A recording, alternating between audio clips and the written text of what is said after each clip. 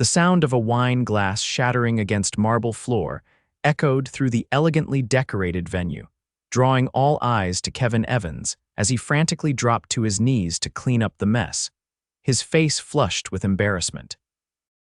This was not how he had planned to spend his Saturday night at his college roommate's, wedding on his hands, and knees picking up broken glass while dressed in a rented suit that was slightly too large for his frame. "Dad, you're making a scene," whispered 7-year-old Lily, her small hands nervously twisting the fabric of her flower girl dress. "I know, sweetheart. Just give me a second," Kevin whispered back, gathering the larger glass pieces onto a cocktail napkin. The last thing he needed was to draw more attention to himself.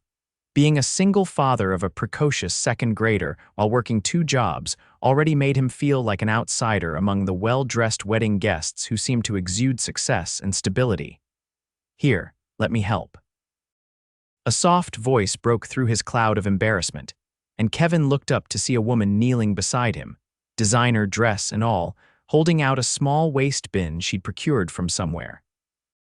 His eyes met hers, warm brown with flecks of amber that caught the light, and for a moment, he forgot about the broken glass, the staring guests, even the fact that he needed to be up at 5 tomorrow morning for his shift at the bakery. "Thanks," Kevin managed, dropping the glass shards into the bin. Not exactly making the best impression here, the woman smiled, revealing a slight dimple in her right cheek. "Trust me, at these events, being memorable is better than blending in. I'm Danielle, by the way, Danielle Valenti." She offered her hand, and Kevin noticed her nails were short and practical, not the manicured talons he'd expected based on her polished appearance. "Kevin Evans," he replied, shaking her hand briefly before returning to the task at hand. "And this is my daughter, Lily."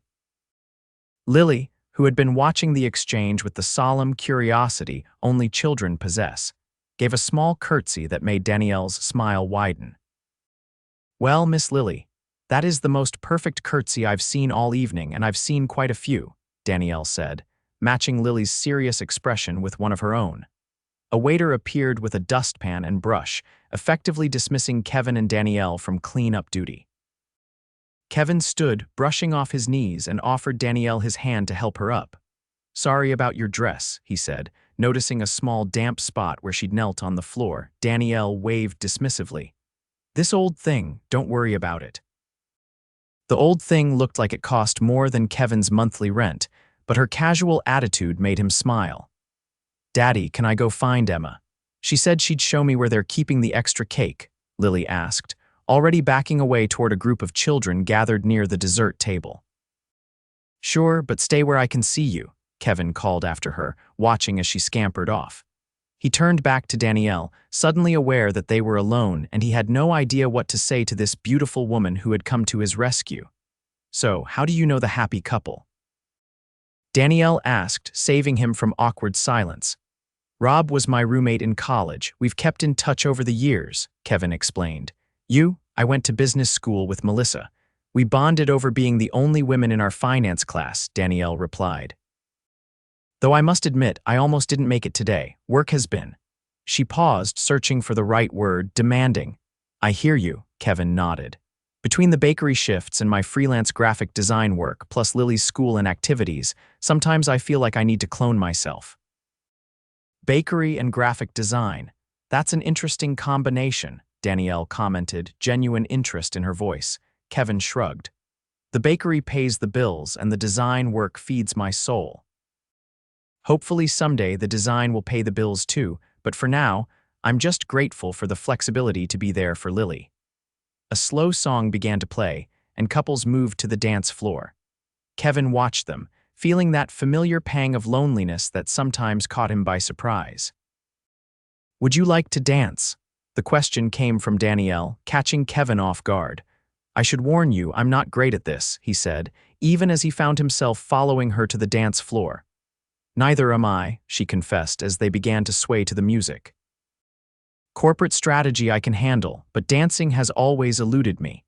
Kevin laughed, relaxing slightly as they moved together. "What kind of corporate strategy?" "Oh, the usual boring stuff," Danielle said vaguely. "Quarterly projections, market analyses." "Sounds fascinating." Kevin teased, and was rewarded with that dimpled smile again. About as fascinating as flower varieties, I imagine, she countered. Hey, flower varieties are critically important to the integrity of a good kwasa, Kevin defended with mock seriousness. Their laughter blended together, and Kevin realized he was actually enjoying himself. It had been a long time since he'd connected with someone this way, someone who didn't look at him with pity when they learned he was a single dad, someone who seemed to see him as more than just his circumstances. As the song ended, Kevin caught sight of Lily sitting at a table with chocolate frosting smeared across her cheek, looking tired. I should probably get my daughter home, Kevin said reluctantly. She's had a long day and I've got an early morning tomorrow. Danielle nodded in understanding. Of course, it was really nice meeting you, Kevin. You too, he replied, then, gathering his courage, added, maybe we could get coffee sometime, if you're not too busy with all that corporate strategy. Danielle's face lit up. I'd like that. She pulled out her phone. Give me your number, and I'll text you. As Kevin programmed his number into her phone, he couldn't help but wonder what a woman like Danielle would see in a struggling baker/designer with a kid. But the way she smiled at him as she said goodbye made him think that maybe, just maybe, there was something there worth exploring. Kevin collected Lily, who was practically falling asleep on her feet, and headed for the exit. As they passed the gift table, Rob caught him. Hey man, I saw you talking to Danielle Valenti. Impressive, Rob said with a knowing grin. She seemed nice, Kevin replied, trying to sound casual. We're going to get coffee. Rob's eyebrows shot up. Coffee? With the CEO of Valenti Innovations. Dude, do you know who she is? Kevin felt his stomach drop. CEO, I thought she worked in corporate something or other. Yeah, corporate something or other worth about $3 billion, Rob laughed. She's one of the most successful women in tech right now. Kevin stared at his friend, processing this information. The woman who had knelt on the floor to help him clean up broken glass, who had danced with him and laughed at his flower jokes, was a billionaire CEO. Dad, I'm tired, Lily mumbled against his leg, bringing him back to reality. Right, we're going, Kevin said, then turned back to Rob. Congratulations again, man. Beautiful wedding. As Kevin drove home with Lily asleep in the back seat, his mind raced. A CEO, no wonder she'd been vague about her work. She probably thought he was an idiot for not recognizing her name, and coffee. What had he been thinking? What could he possibly offer someone like Danielle Valenti? His phone dinged with a text message when he was tucking Lily into bed. He checked it after kissing his daughter goodnight. It was great meeting you tonight, Kevin. How about that coffee on Tuesday? There's a little place called Brew and Bean near the university that I love. 10 a.m. Danielle. Kevin stared at the message, his thumb hovering over the keyboard. After a moment's hesitation, he typed, Tuesday at 10 works great, looking forward to it. As he hit send, he wondered what he was getting himself into. Tuesday morning arrived with a mixture of anticipation and dread. Kevin had arranged to take the morning off from the bakery, relying on his assistant manager to handle things. He dressed carefully in his best jeans and a button-down shirt that Lily had declared made him look handsome like a prince. He arrived at the coffee shop 10 minutes early, choosing a table by the window where he could watch for Danielle. 5 minutes later, she walked in wearing jeans, a simple blouse and minimal makeup, looking nothing like the CEO of a billion-dollar company and everything like someone Kevin could actually talk to. You beat me here, she said, sliding into the chair across from him. I hope you haven't been waiting long. Just got here, Kevin replied, trying to appear more relaxed than he felt. You look nice. Danielle smiled. Thanks, it's refreshing to wear normal clothes. Most days I'm trapped in business attire. A barista came to take their order, and Kevin couldn't help but notice that Danielle ordered a simple black coffee, not one of the complicated specialty drinks he would have expected. So, Danielle said once they were alone again, I'm guessing Rob told you what I do. Kevin choked slightly on his latte. He might have mentioned something about you being a CEO. And that's why you looked like you'd seen a ghost just now, she observed with a small smile. It's a bit intimidating, Kevin admitted. I mean, I bake bread for a living and design logos on the side. You run a tech empire. Danielle leaned forward. Can I tell you a secret? Being a CEO is just a job. It doesn't define who I am any more than baking defines you. Fair point, Kevin conceded. Though I'm guessing your job comes with slightly better benefits than mine. That made her laugh. Better dental, maybe, but a lot more stress and a lot less time to actually enjoy life. She took a sip of her coffee. That's what I liked about you at the wedding. You seemed genuine. Not trying to network or pitch me a startup idea or impress me with investment talk. Well, to be fair, I had no idea who you were, Kevin pointed out. Exactly, Danielle said with that dimpled smile that was quickly becoming his favorite sight. You saw me, not my position or my company. Their coffee date stretched into nearly 2 hours as they discovered mutual interests in independent films, hiking, and surprisingly, vintage comic books. Kevin found himself relaxing, forgetting about the wealth disparity between them as they debated the merits of different artists and storytellers. I should probably get going, Danielle said eventually, checking her watch. I have a board meeting at 1. And I need to pick up Lily from school at 3, Kevin nodded. This was nice, though. It was, Danielle agreed. Would you like to do it again? The hesitation in her voice surprised him. It was the first crack in her confident demeanor he'd seen, and somehow it made her even more appealing. I'd like that, Kevin said. Maybe dinner next time. I'm a pretty decent cook. Danielle's eyes lit up. Dinner sounds wonderful. Would it be okay if we included Lily? I'd love to get to know her better too. Kevin felt a warmth spread through his chest. Most women he'd dated since his divorce had treated Lily as an obstacle to be worked around, not someone to be embraced. She'd like that. She hasn't stopped talking about the pretty lady who helped Daddy at the wedding. They made plans for dinner at Kevin's apartment the following Friday, and as they parted ways outside the coffee shop, Danielle surprised him with a quick kiss on the cheek. See you Friday, she said, and then she was gone, leaving Kevin touching his cheek and wondering if this was all some elaborate dream. The next few days passed in a blur of activity. Kevin deep cleaned his modest 2-bedroom apartment, planned a menu that would impress without seeming like he was trying too hard, and had several conversations with Lily about the upcoming dinner. Is Danielle your girlfriend now? Lily asked on Thursday night as Kevin tucked her into bed. No, sweetheart, she's just a friend who's coming over for dinner, Kevin explained. But you like her, Lily persisted with the directness only children possess. Kevin hesitated. Yes, I like her, she's nice. I like her too, Lily declared. She doesn't talk to me like I'm a baby like Aunt Sarah does. Kevin smiled, brushing Lily's hair from her forehead. That's a good reason to like someone. Is Mommy going to be mad if Danielle becomes your girlfriend? Lily asked, her voice smaller now. Kevin's heart squeezed. Lily's mother had left when she was 3, claiming motherhood and marriage had been a mistake. The occasional birthday card was the extent of her involvement in Lily's life now. No, honey, Mommy wants us to be happy, remember? That's why she lives in California now, because that's where she's happy. Lily nodded solemnly. I want you to be happy too, Daddy. Kevin kissed her forehead. I am happy I have you. Friday evening arrived, and Kevin was putting the finishing touches on a homemade lasagna when the doorbell rang. Lily beat him to the door, flinging it open with excitement. Hi, Danielle. We're having lasagna, and I helped make the salad, and Daddy let me set the table with the special napkins. Lily announced in one breath. Danielle laughed, stepping inside. That sounds wonderful. I brought something for dessert. She held up a bakery box. And a little something for you, Lily. From her purse, she produced a small gift bag. Lily's eyes widened as she accepted the bag. Can I open it now? Of course, Danielle said, hanging her coat on the rack by the door. Inside was a set of professional quality colored pencils and a sketchbook. Your dad mentioned you like to draw, Danielle explained.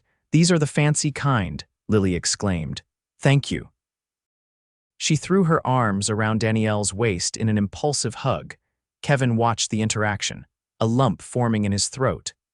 Danielle had clearly put thought into the gift, remembering a detail he'd mentioned in passing during their coffee date.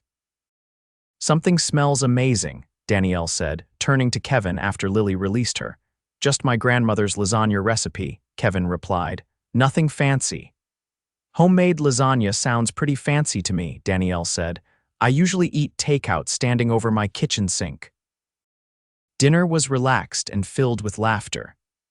Lily dominated the conversation, telling Danielle about school, her best friend Emma, and her ambition to become either an astronaut or a veterinarian or possibly both. Danielle listened attentively, asking questions that showed she was genuinely interested. After dinner, Lily insisted on showing Danielle her room and her art collection, leaving Kevin to clean up.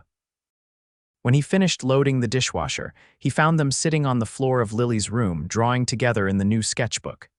"Danielle can draw horses, Daddy," Lily announced. Look, indeed, Danielle had sketched a surprisingly good horse on one page of the sketchbook. Hidden talent. Kevin asked, leaning against the doorframe. Danielle shrugged. "I wanted to be an artist when I was Lily's age. Life had other plans." "It's never too late," Kevin said softly. Their eyes met over Lily's head, and something passed between them: understanding, connection, possibility. The evening continued with the three of them playing a board game before it was Lily's bedtime. Danielle graciously accepted Lily's invitation to help with the bedtime story, sitting on the edge of the bed while Kevin read aloud from Lily's current favorite book. When Lily was finally asleep, Kevin and Danielle moved to the living room where they shared the tiramisu she had brought and talked in low voices. "Thank you for tonight," Danielle said. "I can't remember the last time I had such a normal, enjoyable evening." "Even with a 7-year-old interrogating you about your favorite color and whether you believe in unicorns?" Kevin asked with a smile. "Especially that part," Danielle laughed. "My life is all spreadsheets and strategic planning and people who want something from me. This was real." Kevin took a chance and reached for her hand. "For what it's worth, I don't want anything from you except your company." Danielle's fingers intertwined with his. "I know, that's what makes you different." When she left that night, their goodbye was a soft, sweet kiss that held promise of more to come. Over the next few weeks, they fell into a rhythm. Coffee dates when their schedules aligned, dinner at Kevin's apartment with Lily, occasional weekend outings to museums or parks. Danielle made efforts to include Lily, always bringing small, thoughtful gifts and treating the girls' opinions with respect. For Kevin, it was both wonderful and terrifying. He found himself falling for Danielle, her intelligence, her kindness, her surprising goofiness when she let her guard down. But he couldn't shake the nagging fear that eventually she would realize their worlds were too different to mesh. The first hint of trouble came when Kevin needed to cancel a date because Lily had come down with the flu. Danielle offered to come over and help, but Kevin declined, not wanting her to see the less glamorous side of single parenthood: the vomit-stained sheets, the sleepless nights, his own exhaustion from trying to work and care for a sick child. "I get it," Danielle said on the phone, but Kevin could hear the hurt in her voice. "Just call me when things settle down." 3 days later, when Lily was finally back at school and Kevin was catching up on a graphic design project at a local cafe, his phone rang with Danielle's number. "Hey," he answered, relief flooding through him. "I was going to call you tonight." "Kevin," Danielle's voice was strained. "I'm sorry for the radio silence. Things have been crazy at work. There's a merger happening, and I've been in meetings for 72 hours straight." "No need to apologize," Kevin assured her. "I've been dealing with Lily's flu anyway. How is she?" "Better, back at school today." There was a pause, then Danielle said, "I miss you, both of you." "We miss you too," Kevin admitted. "I'm flying to Tokyo tomorrow for a week," Danielle continued. "But when I get back, can we talk? There's something I need to say to you." Kevin's heart sank. This was at the moment she realized a busy CEO didn't have time for a baker with a kid. "Sure," he managed. "Have a safe trip."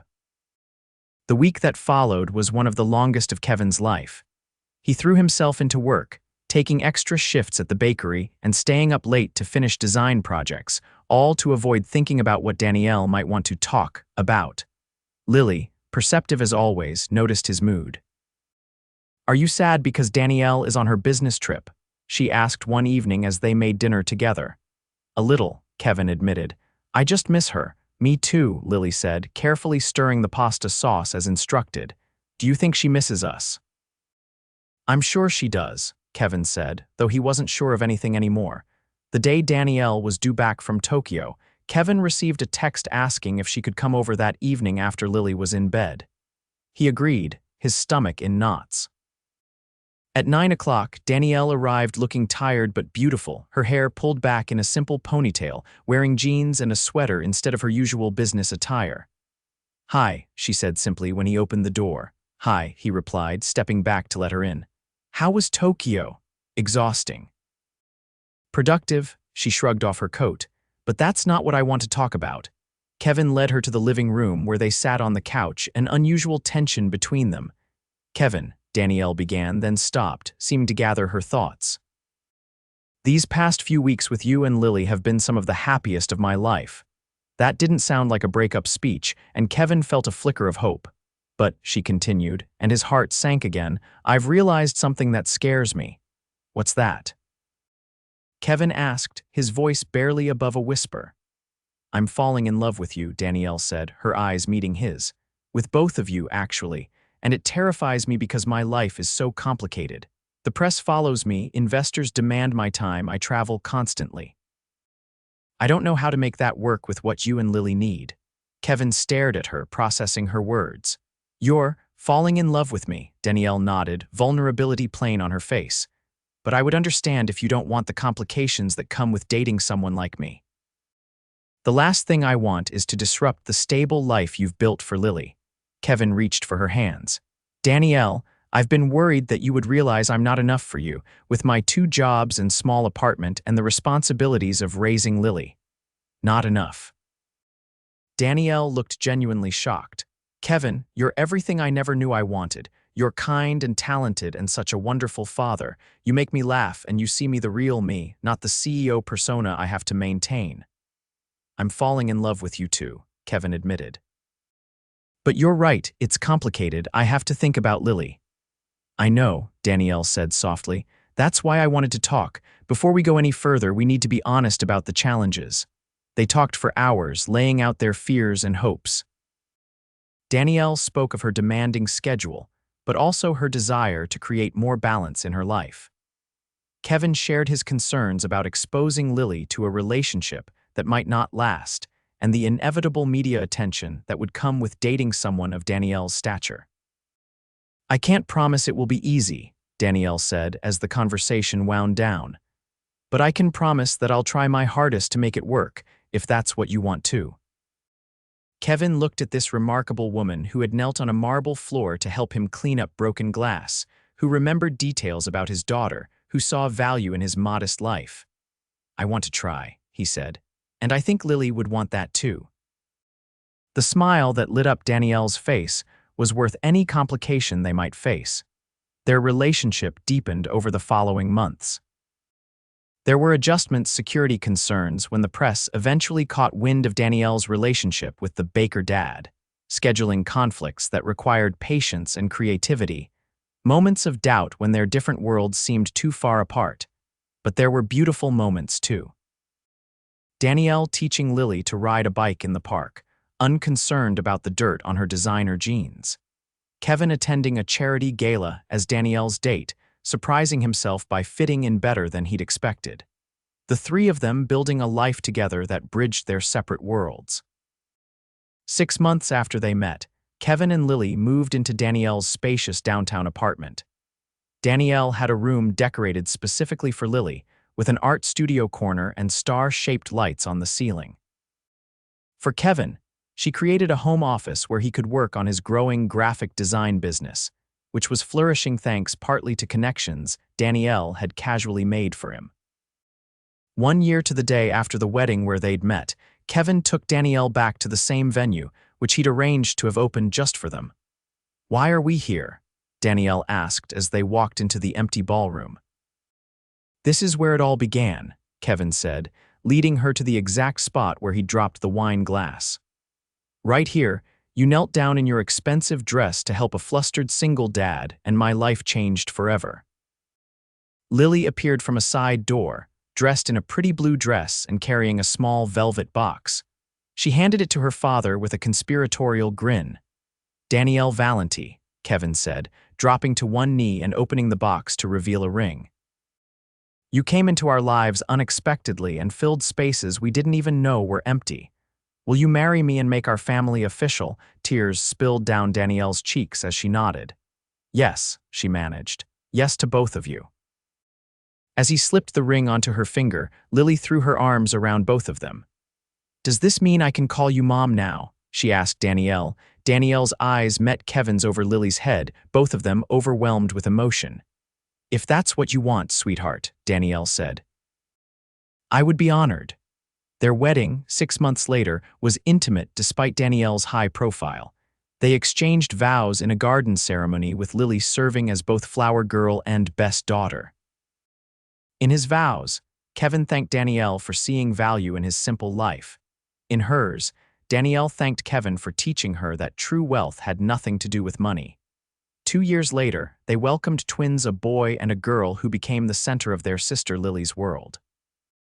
Danielle scaled back her CEO duties, promoting her capable COO to share the workload while she focused on her growing family. Kevin's graphic design business thrived, allowing him to leave the bakery job, though he still baked bread at home every weekend. They faced challenges, as all families do. The public's interest in their relationship never fully waned. Balancing careers and family required constant communication and compromise. But at the end of each day, when they gathered around the dinner table, CEO, designer, preteen, and toddlers, they knew they had created something precious. 5 years after that fateful wedding, Kevin and Danielle sat on the balcony of their home, watching their children play in the garden below. Lily, now 12 and showing real artistic talent, was teaching the twins how to make leaf rubbings. Do you ever regret it? Kevin asked, the question that occasionally still nagged at him. Giving up some of your corporate life for this? Danielle turned to him, the same warm brown eyes that had captivated him that first night still able to make his heart skip. Not for a second, she said, taking his hand. The company was just something I built. This family is something we built together, and it's worth infinitely more. As the sun set behind them, casting golden light over their children's laughter, Kevin knew it was true. Sometimes the most valuable things come disguised as broken glass on a marble floor, and sometimes love finds you when you're least expecting it, kneeling down to pick up the pieces.